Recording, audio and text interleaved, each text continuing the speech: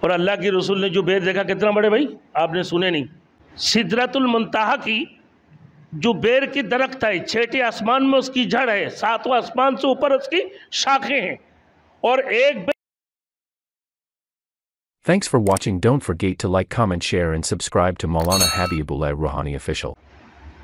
اور اللہ کی رسول نے جو بیر دیکھا کتنا بڑے بھائی، آپ نے سنے نہیں، انشاءاللہ یوٹیوب میں دیکھ لیجئے گا، مٹکے کی جیسے ایک بیر کے اندر 6 سے 12 من پانی ذخیرہ کر سکتے ہیں،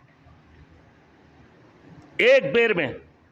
سدرۃ المنتہا کی جو بیر کی درخت ہے، چھٹے آسمان میں اس کی جڑ ہے، ساتواں آسمان سے اوپر اس کی شاخیں ہیں، اور ایک بیر مٹکے کی طرح ہے، اور ایک بیر کے اندر 6 سے 12 من پانی ذخیرہ ہو سکتے ہیں۔ اللہ کی رسول نے فرمایا، اور 6 من سے 12 من پانی اور 6 من سے 12 من کھجوریں ایک بیر کے اندر ذخیرہ ہو سکتے ہیں، اور اس کی پتے ہاتھی کی کان کی طرح ہے۔ 4 نہری نکلے ہیں اس میں سے، 2 باطنی ہے اور 2 ظاہری ہے۔ جو باطنی نہر کہاں سے بھائی؟ کوثر اور سلسبیل میں جا کے ملتے ہیں، اس کی پرنلے سے حوض کوثر میں جا کر پہنچتے ہیں، جو اللہ کے رسول اپنے امتیوں کو پلائیں گے۔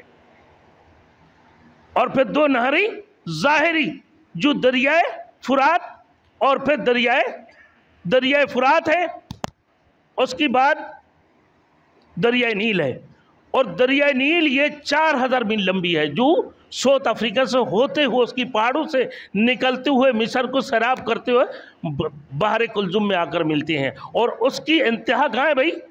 سدرۃ المنتہا۔ اللہ نے کتنے بابرکت بنایا، دریا نیل اور دریائے فرات۔ تو میرے دوستوں، آج کی یہ بات،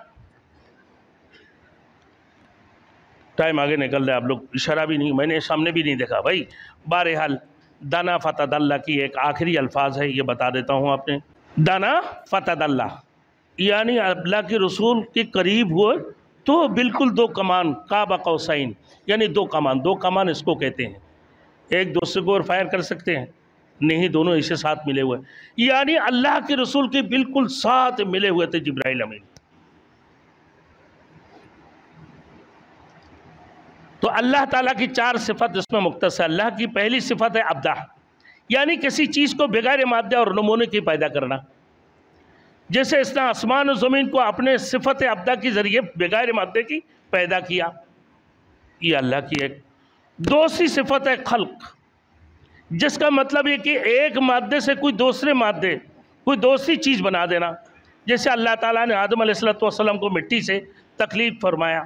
پھر آگے تیسری صفت تدبیر ہے، یعنی کسی چیز کو بتدریج حد کمال تک پہنچانا، کسی چیز میں کمی بیشی یا ترقی یا تنزل کرنا، اور آخر میں اللہ تعالیٰ کی چوتھی صفت تدلّہ کا کام آتی ہے۔ یعنی تدلّہ کا مطلب یہ ہے کہ جب یہ مادی انسان اکبر کے نمونے پر بالکل تیار ہو جاتا ہے، تو اس کی قلب پر اللہ تعالیٰ کی تجلی اعظم کا عکس پڑنے لگتا ہے۔ اب اس کی درمیان بہت سی منازل ہے، تاہم یہ آخری منزل ہے جس کو بزرگوں نے دریافت کیا ہے۔